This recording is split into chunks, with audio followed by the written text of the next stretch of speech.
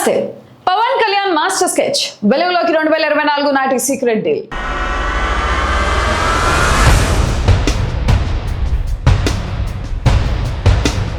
రాజకీయాల్లో త్యాగాలకు విలువ ఉంటుందా?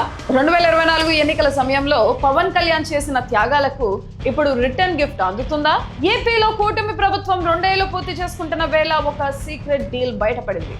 ఏపీ రాజ్యసభ ఎన్నికల వెనుక ఎవరికీ తెలియని ఒక పెద్ద వ్యూహం దాగుంది. కేంద్రంలో అధికారంలో ఉన్న బీజేపీకి ఏపీ నుంచి ఈసారి రాజ్యసభ సీటు ఎందుకు దక్కలేదు? మున్ముందు పవన్ కళ్యాణ్ వేయబోయే ఆ మాస్టర్ స్ట్రోక్ ఏంటి? ఏపీ రాజకీయాలు ఇప్పుడు మరింత రసవత్తరంగా మారుతున్నాయి. ఏపీ కూటమి ప్రభుత్వం కలకాలం ఉంటుందని సాక్షాత్తు సీఎం చంద్రబాబు నాయుడు కుండబద్దలు కొట్టేశారు. ఇదే సమయంలో 4 రాజ్యసభ స్థానాలకు ఎన్నికలు వచ్చాయి. ఇక్కడే అసలు ట్విస్ట్ మొదలైంది. ఈ 4 సీట్లలో తెలుగుదేశం పార్టీ 3 స్థానాలను తీసుకుని ఒక స్థానాన్ని జనసేనకు కేటాయించింది.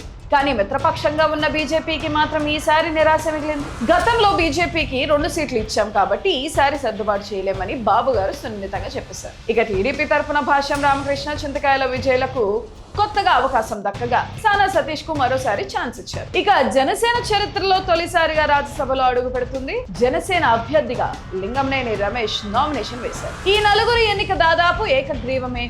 కానీ అసలు కథ ఇక్కడే మొదలైంది. జనసేనకు రాజ్యసభ సీటు దక్కడం వెనుక 2024 నాటి ఒక పెద్ద ఒప్పందం ఉంది. అదేంటో జనసేన స్వయంగా కార్యకర్తలకు వెల్లడించింది. 2024 ఎన్నికల్లో జనసేన 4 ఎంపీ స్థానాలకు పోటీ చేయాలని భావించింది. అందులో అనకాపల్లి నుంచి నాగబాబును బరిలోకి దించాలని ప్లాన్ చేశారు.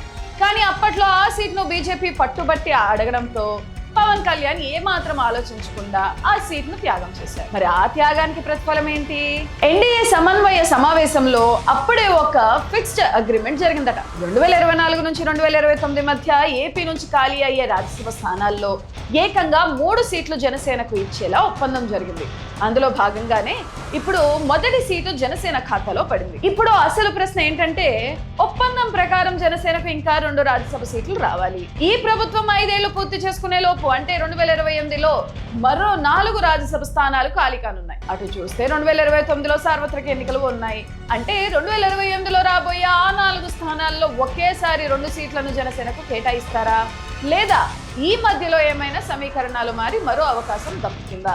ఏదైతేనే 2029 సార్వత్రిక ఎన్నికల నాటికి పార్లమెంట్ లో జనసేన వాయిస్ బలంగా వినిపించడం మాత్రం ఖాయంగా కనిపిస్తుంది. పవన్ కళ్యాణ్ ముందస్తు వ్యూహం, చంద్రబాబు రాజకీయ చదరంగం ఏపీ రాజకీయాల్ని ఏ మలుపు తిప్పబోతున్నాయో చూడాలి. మరి ఈ 2024 నాటి ఒప్పందం గురించి మీరేమనుకుంటున్నారు? 2028లో జనసేనకు ఒకేసారి 2 స్థానాలు దక్కుతాయా? కామెంట్ చేయండి.